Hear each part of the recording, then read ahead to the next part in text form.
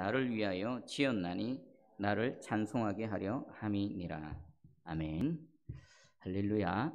오늘 하나님의 말씀이 잘 들려지기를 축복합니다. 지난 시간 이사야 42장은 여호와의 종의 노래였습니다. 하나님께서 한 종을 세우셔서 구원자로 보내주시는데 그 여호와의 종의 가장 큰 특징이 뭐였습니까? 성품입니다.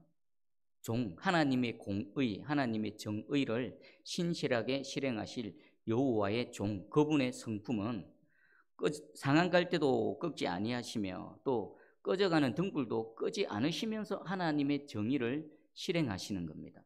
세상에서 나름대로 정의를 실행할 때는 어떻습니까? 목소리를 높이고 외치고 투쟁하고 갈등하고 그렇게 자신의 뜻들을 이루어 가는데 이 여호와의 종은 소리도 외치지 않으시고 강요도 하지 않으시고 급박도 하지 않으시고 권력으로 내세워 밀어붙이지도 않으시고 겸손과 온유함으로 하나님의 정의를 신실하게 실행하시는 하나님이십니다. 그 은혜로 지금 여기에 저와 여러분이 서 있습니다. 우리가 읽었던 43장의 전체 내용을 한마디로 말하면은 하나님께서 반드시 구원하실 것이라는 겁니다. 반드시 구원할 거다. 반드시 하나님께서 너희를 다시 모아 드릴 것이다. 비록 바벨론의 포로로 끌려갈 것이지만 하나님께서 반드시 너희를 구원하셔서 돌아오게 하시고 너희가 도저히 상상하지 못하는 새 일들을 행해 가실 것이다 라는 것입니다. 구원하실 하나님의 의지 또 약속의 말씀입니다. 그리고 이 말씀은요, 이 말씀 안에는 왜 하나님께서 이 하나님의 백성들을 구원하셔야 또 구원하시는지에 대한 이유도 설명하십니다. 지금 이사야 시대에 이들 어떻습니까? 남유다 백성들, 하나님께서 종을 보내셔서 돌아오라, 회개하라, 하나님을 의지해라. 다른 거 의지하지 말고 너희 구원자, 너희 도움 되시는 하나님만 의지해라. 근데 이들은 끝까지 거절하고 있고 또 하나님을 배반하고 거역하고 있습니다. 그 결과로 앞으로 놓여져 있는 게 뭡니까? 하나님 말씀하신 것처럼 나라가 망하고 바벨론으로 포로로 끌려가서 오랜 세월을 보내게 될 것이라는 지금 그런 상황 속에 있습니다. 그런데 하나님께서는 그 너머에 구원을 말씀하시면서 왜 내가 너희를 구원하는지 그 이유를 설명하고 있습니다. 그 이유가 뭘까요? 우리 1절을 제가 읽어드릴게요. 야곱아, 너를 창조하신 여호와께서 지금 말씀하시느니라. 이스라엘아, 너를 지으신 이가 말씀하시느니라. 지금 야곱아라고 부릅니다. 이 야곱아라는 의미에는 어떤 의미일까요? 지금 하나님을 거역하고 있는, 하나님의 은혜를 거절하고 있는, 하나님의 도우심을 별로 기대하지 않고 있는 이들 야곱의 이름에는요, 얼마나 허물이 많습니까? 얼마나 약점이 많습니까? 그럼에도 불구하고 야곱의 이름은 복된 이름입니다. 왜 그렇습니까? 아브라함과 이삭의 축복, 아브라함과 이삭의 언약의 계보가 야곱을 통해서 계속 이어져 가는 겁니다. 야곱 이름에는요, 모순이 있습니다. 자신만을 위하고 자기의 이기적인 목적을 이루기 위해서 수단과 방법을 가리지 않는 그 야비한 인간성이 들어있는 반면에 그 야곱의 이름에는요, 아브라함과 이삭의 축복의 계보가 그 야곱을 통해서 주어지고 있는 것입니다. 그래서 하나님은 야곱아라고 부릅니다. 지금 여전히 하나님을 거역하고 있고 하나님의 은혜를 거절하고 있는 그들이지만 그 조상적부터 흘러가는 하나님의 언약의 계보가 지금 이들에게 흘러간다는 겁니다. 그리고 하나님 강조하신 게 뭡니까? 내가 너희 창조자다. 내가 너희를 지었다. 왜 지금 패역하고 하나님을 거역하고 있지만 이들에게 구원의 은혜를 베푸시는지 첫 번째 이유입니다. 내가 너희의 창조자요. 내가 너를 지으신 바로 그 하나님이다라는 것입니다. 그럼 이 야곱아라는 이름에는요, 그들만 해당되는 게 아니라 오늘 저와 여러분에게도 동일하게 해당됩니다. 우리 모습 봐보십시오. 우리 안에 내 내면을 들여다보십시오. 하나님 앞에 부끄러운 거, 하나님 말씀 앞에 온전치 못한 거, 또 오늘 하루를 살아올 때에 또 하나님 앞에 회개해야 될 내용들이 우리 안에 가득히 담겨져 있습니다. 그럼에도 불구하고 우리는 예수 그리스도와 맺은 하나님의 언약이 있습니다.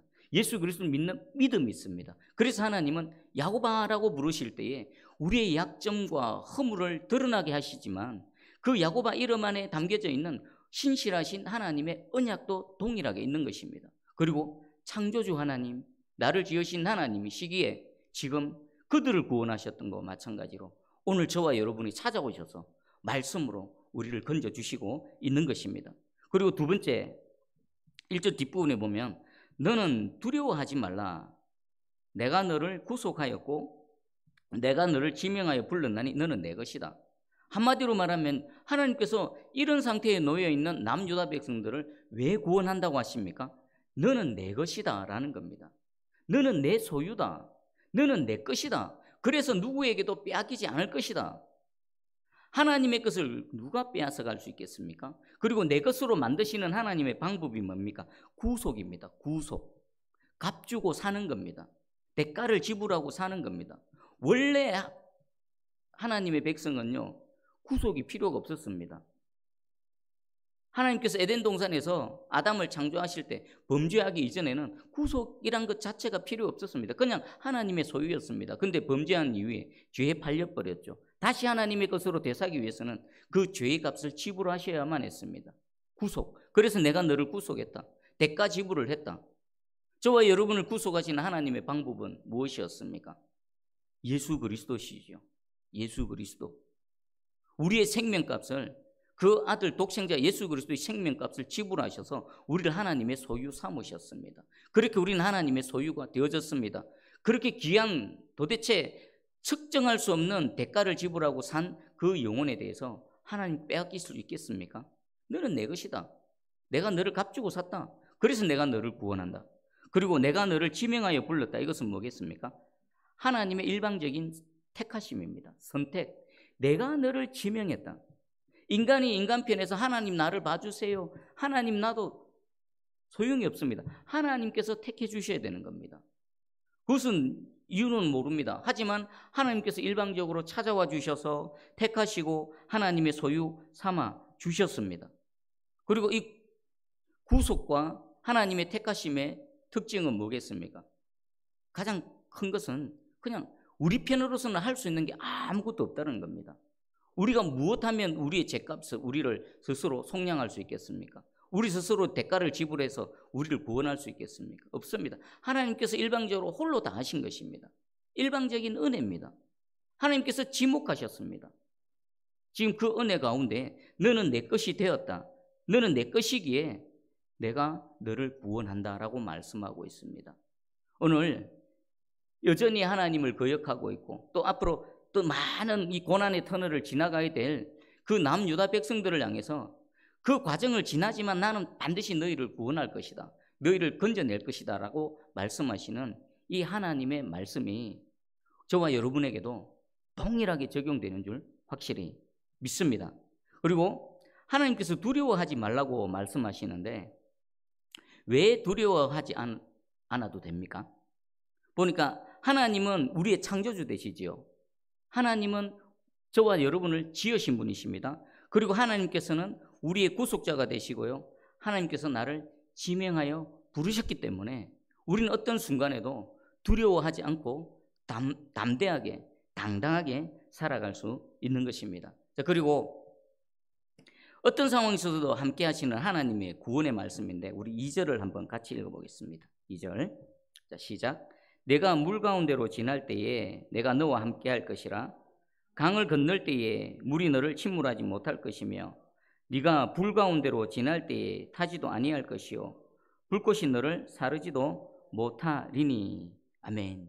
지금 하나님께서는요 어떻게 우리를 구원하신다고 합니까? 내가 함께한다. 물 가운데 지나갈 때라도, 그리고 강을 건널 때라도, 그리고 불 가운데 지날 때라도 내가 너희와 함께해서 너희를 지키고 보호하겠다는 겁니다. 이것은 이미 이스라엘의 역사 가운데 있었던 사건이지요. 물 가운데 지날 때, 그 큰 홍해를 지날 때, 그리고 광야의 그 불볕 같은 광야를 지날 때 하나님께서 그들과 함께 하셔서 그들을 지키시고 보호하셨습니다. 그리고 강을 건널 때는요 요단강입니다. 그냥 보통 강입니까? 얕은 강입니까? 아닙니다. 그들이 요단강을 건널 그 시점에는요 물이 범람하던 우기였습니다. 물이 거세게 몰아치는 그 순간 한 발이라도 내디디면 그 거센 물결에 휩쓸려 갈 것 같은 그 강에서도 그들이 믿음의 발을 내디뎠을 때에 강을 멈추게 하시고 마른 땅을 지나가게 하신 그 하나님이십니다. 그 은혜가 지금도 너희에게 그리고 앞으로도 계속 동일하게 임할 것이라는 것입니다. 자, 이 말씀을 통해서요, 우리 한 가지 깨달을 수 있는 것은 하나님의 백성이라고 해서 아무런 고난이 없는 건 아닙니다.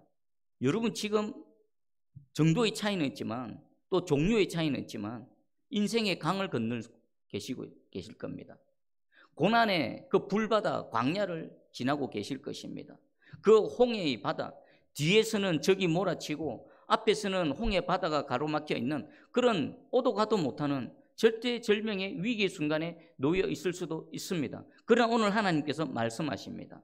인생이 겪는 모든 고난, 예수 믿는다라고 해서 만사형통하고 아무런 문제가 없을 것이라는 그런 말씀이 아닙니다. 그럼에도 불구하고 하나님께서는 우리와 함께 하신다는 겁니다. 하나님께서 길을 열어주시고 광야를 인도해 주시고 그 광야의 그 불볕 더위 가운데 구름 기둥으로 우리를 인도해 주시고 그 범람하는 강을 안전하게 건너게 하시는 하나님의 함께 하심, 임마누엘의 하나님이 우리와 함께 하신다는 것입니다. 여러분 이 말씀으로 정말 여러분들에게 믿음이 되고 소망이 되기를 간절히 축복합니다. 그리고 우리 하나님은 구원자 되시다는데 3절에 읽어드릴게요. 대저 나는 여호와 내 하나님이요 이스라엘의 거룩한 이요 내 구원자임이라. 여기 보면 나는 여호와 내 하나님이요 라는 이 부분은 어떤 단어가 써있냐면 나는 여호와 내 엘로힘이다. 우리 하나님을 표현할 때에 성경에 여러 단어들이 있습니다. 엘로힘, 여호와, 엘샤다이, 여호와 라파, 여호와 샴마. 하나님을 표현하는 여러 이름이 있는데 오늘 3절에서는 나는 여호와 내 엘로힘 하나님이다. 여호와 하나님은 어떤 부분을 강조할까요? 여호와는 언약에 신실하신 하나님이라는 겁니다. 내가 너희를 구원할 건데 그냥 내 기분에 따라 내 형편에 따라 내 마음에 따라 너희를 구원하는 것이 아니라 언약에 충실한 하나님, 그 너희의 조상 아브라함과 맺었던 언약에 신실한 하나님이 너희를 구원할 것이라는 겁니다. 그리고 여호와 내 엘로힘, 엘로힘은 어떤 하나님이십니까? 전능자 하나님이십니다. 전능하신 하나님. 지금 이들을 구원하실 것인데 하나님이 그 하나님이 어떤 분이시라고요? 언약에 신실하신 하나님이시면서 동시에 전능하신 하나님이시라는 겁니다. 그러면 신실하신 하나님, 전능하신 하나님이 그들을 구원하시면 그 구원은 어떻습니까? 확실하게 보장되어진다는 것입니다. 그리고 이 하나님의 구원을 말씀하실 때 여러분은 어느 영역까지만 생각하십니까? 최후에 우리 예수께서 다시 오셔서 이 지금 현재의 땅과 하늘을 심판하시고 최후의 종말론적인 구원만을 생각하십니까? 저는 그렇게 생각하지 않습니다. 그것도 포함됩니다. 하지만 지금 여기에 오늘 내 살아가는 내 순간순간 하나님의 구원은 필요합니다. 그런 의미에서요, 우리 삶의 전 영역에는 하나님의 구원이 필요합니다. 그렇지 않습니까? 질병으로 고난당할 때, 고통당할 때 그 질병으로부터 하나님의 구원이 있어야 되는 겁니다. 경제적인 문제, 재정적인 문제로 어려움 당할 때 그 부분에서도 하나님의 구원이 있어야 됩니다. 사람과의 관계 속에서 관계로 인해서 어렵고 힘들고 마음 상할 때 거기서도 하나님의 구원이 있어야 되는 것입니다. 요셉이 구덩이에 빠졌을 때 온통 사방이 다 막혀 있고 오직 위로만 하나님이 떨려 있었습니다. 우리도 마찬가지입니다. 인생을 살다가 수많은 구덩이에 빠집니다. 구덩이에 빠질 때마다 하나님이 저와 여러분들을 구원해 주셔야 됩니다. 근데 이 구원하신 하나님 어떤 분이시라고요? 신실하신 하나님, 어김없다는 겁니다. 마음 내키면 하고 마음 안 내키면 내버려두는 그런 하나님이 아니라 약속의 말씀에 따라 반드시 오셔서 건져내시는 하나님. 거기에다가 그 하나님은 전능하셔서 우리가 어떤 형편, 어떤 상황, 어떤 열악한 곳에 있다 하더라도 하나님은 반드시 구원해내실 능력이 있으신 하나님이시란 것입니다. 이 여호와 내 엘로힘 하나님이 우리를 구원하실 것이라고 하나님 약속하십니다. 여러분 어떤 영역에 하나님의 구원이 필요합니까? 오늘 말씀 붙들고 기도하실 때 다 아뢰시기 바랍니다.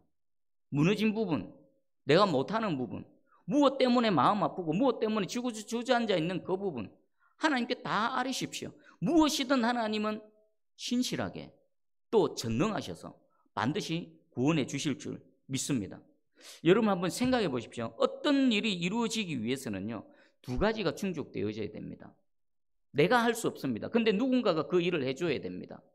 누군가가 그 일을 해줄 때에 두 가지가 반드시 충족되어야 됩니다. 첫 번째는 그 일을 이루고자 하는 마음이 있어야 됩니다.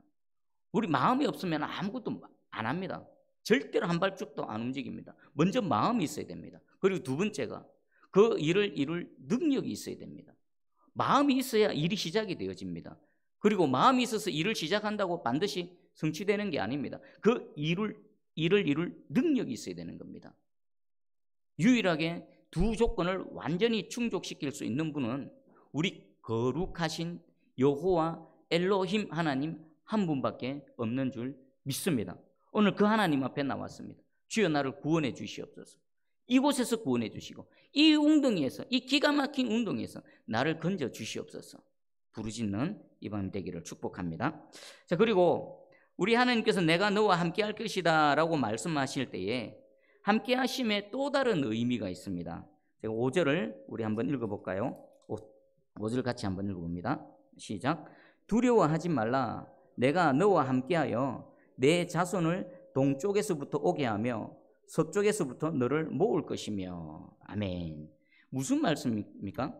두려워하지 말라라고 하시면서 내가 너와 함께한다. 근데 내가 너와 함께하면 결과가 어떻게 납니까?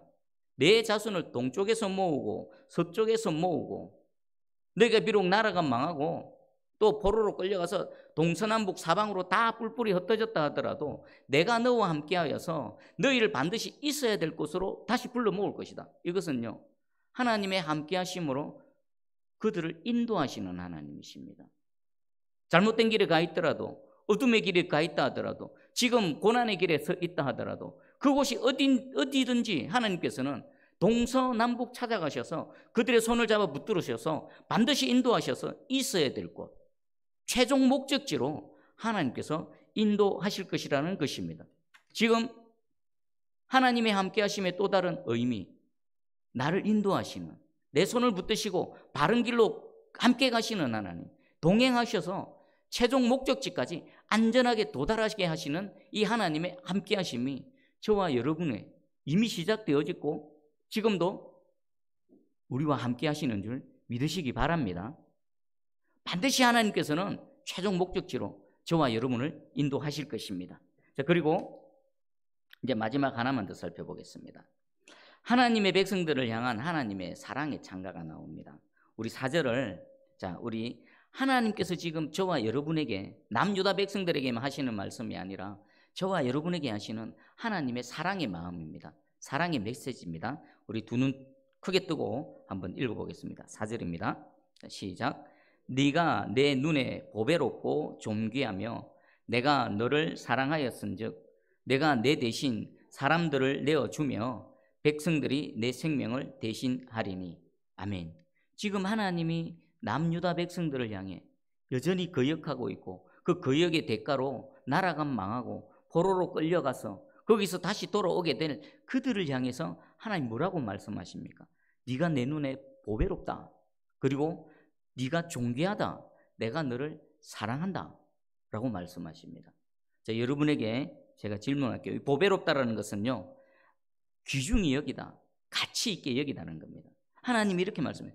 내가 너를 귀중하게 여긴다. 네가 내게 아주 가치 있는 존재다. 그리고 존귀하다라는 것은 무겁게 여기다, 소중히 여기다는 겁니다. 너는 내게 있어서 정말 소중한 존재다.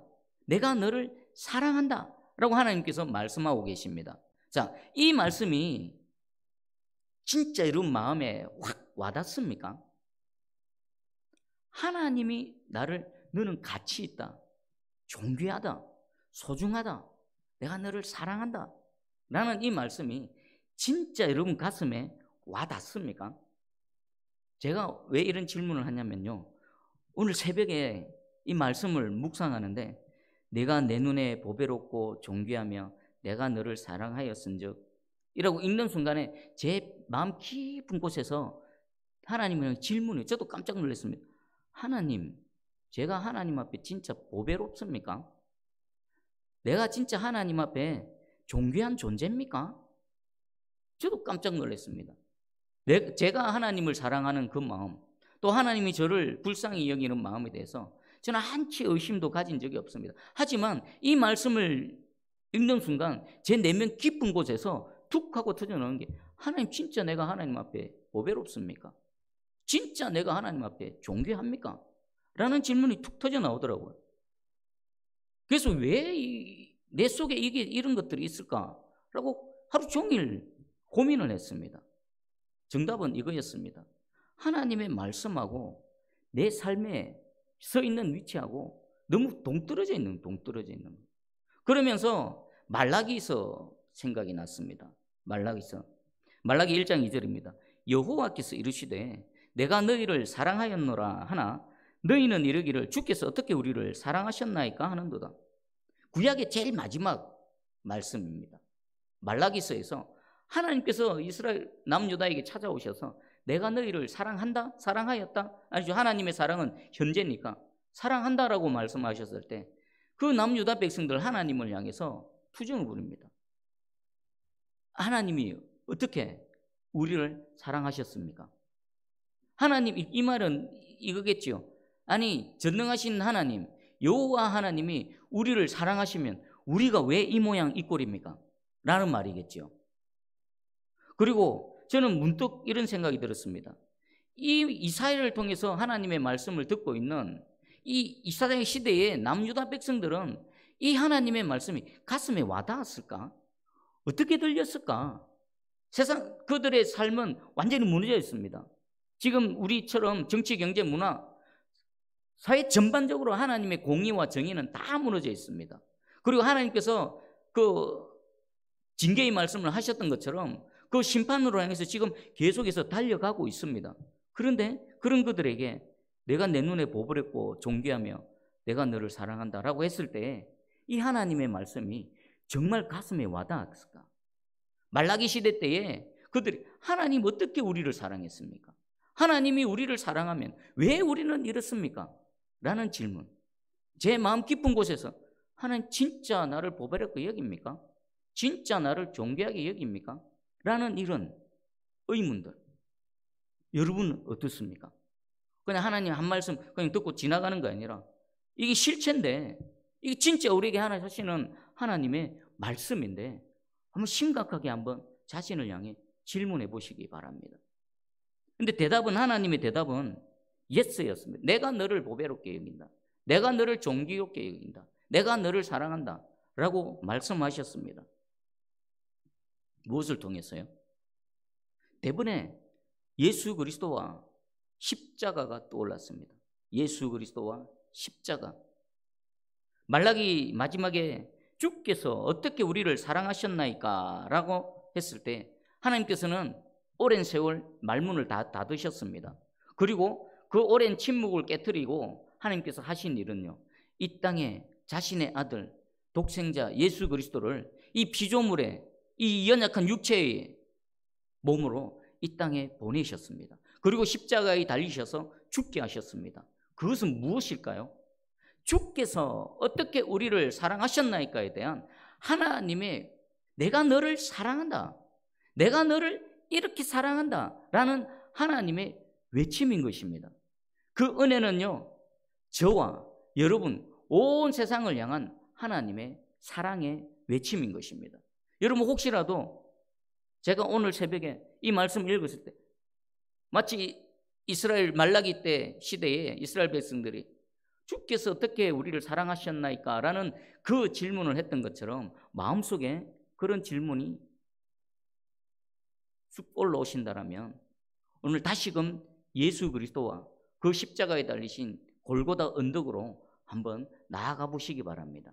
그곳에 나를 죽도록 사랑하신 예수 그리스도의 사랑과 그 독생자까지 아낌없이 내어놓으신 하나님의 사랑이 우리 가슴에 비수처럼 꽂힐 줄 믿습니다.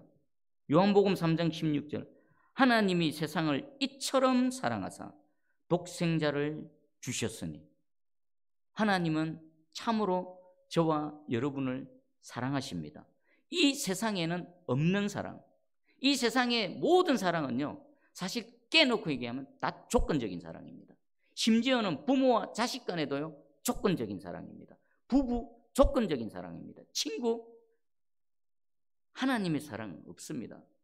오직 하나님만이 하실 수 있는 무조건적인 아가페의 사랑은요, 우리 예수 그리스도, 우리 하나님 아버지밖에 없습니다. 그 사랑을 받은 우리에게 하나님께서 다시 한번 말씀하십니다. 지금 여전히 하나님을 거역하고 있고 아직 하나님의 심판을 당하기 전에 이 심판을 당하고 나서 다시 돌아와야 될 그들을 향해서 하나님 말씀하십니다. 네가 내 눈에 보배롭다. 너는 정말 가치 있다. 존귀하다. 귀하다. 소중하다.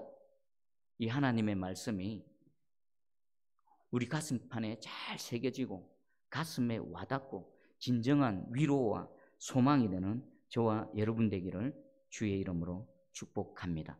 하나님이 왜 구원하십니까? 구속하시기 때문에, 우리의 창조주이기 때문에, 나를 지으신 분이시기 때문에, 너는 내 것이라고 하나님의 소유로 삼아 주셨기 때문에 하나님께서는 반드시 우리와 함께 하시고 반드시 구원해 주시고 마지막 최종 목적지까지 순간순간 인도하셔서 우리를 이끌어 가실 줄 믿습니다. 오늘 이 말씀 붙들고 다시 믿음으로 일어나셔서 승리하는 저와 여러분 되기를 주의 이름으로 축복합니다. 아멘. 우리 찬양하고 계속 말씀 붙들고 또 기도하며 나가겠습니다.